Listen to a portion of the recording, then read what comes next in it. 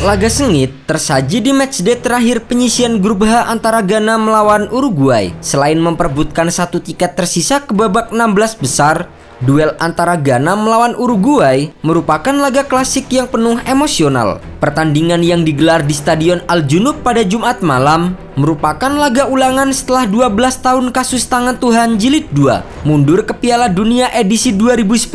Saat itu Uruguay bertemu dengan Ghana di babak perempat final. Dalam pertandingan itu, mimpi Ghana berlaga di semifinal pudar saat Luis Suarez dengan sengaja menahan bola dengan tangan agar Ghana gagal mencetak gol.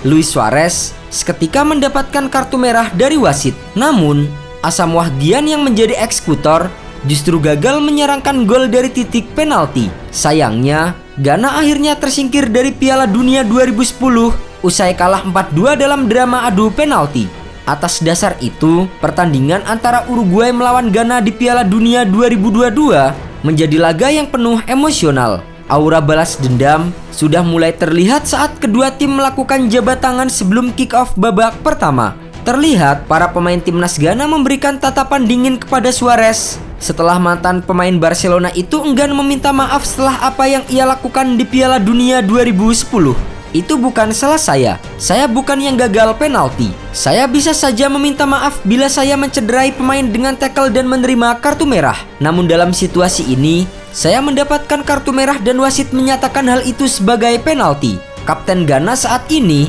Andre Ayew, adalah satu-satunya anggota tim yang bertahan sejak Piala Dunia 2010.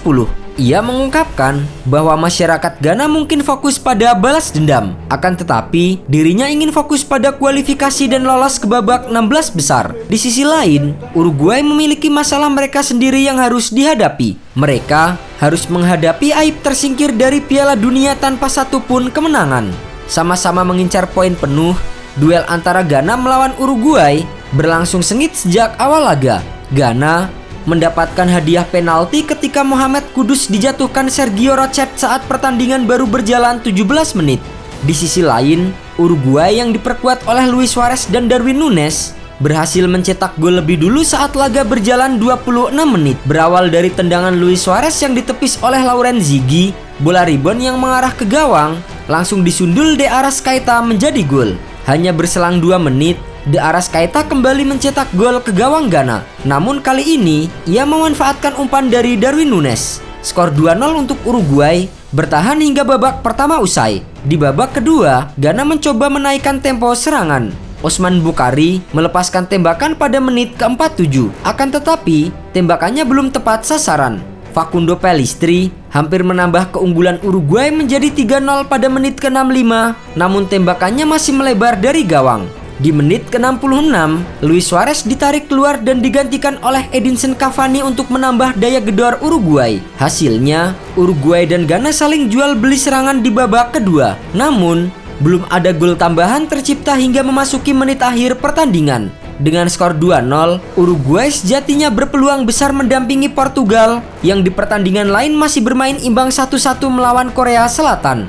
Namun, saat pertandingan memasuki menit pertama extra time, Korea Selatan secara mengejutkan berhasil membalikkan kedudukan menjadi 2-1 berkat gol yang dicetak oleh Hwang Hee-chan. Dengan hasil itu, Korea Selatan berada di posisi runner-up untuk mendampingi Portugal ke babak 16 besar. Luis Suarez yang mengetahui hal itu hanya bisa loyo di bangku cadangan timnas Uruguay.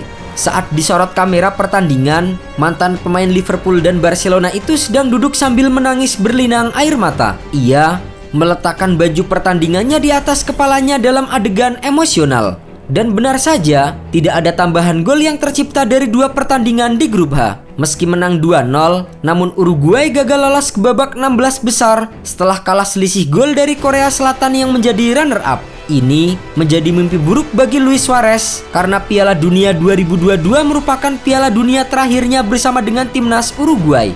Sementara itu, bagi timnas Ghana, mereka juga dipastikan gagal melaju ke babak 16 besar. Namun, dendam 12 tahun The Black Star terhadap Luis Suarez tidak sepenuhnya gagal.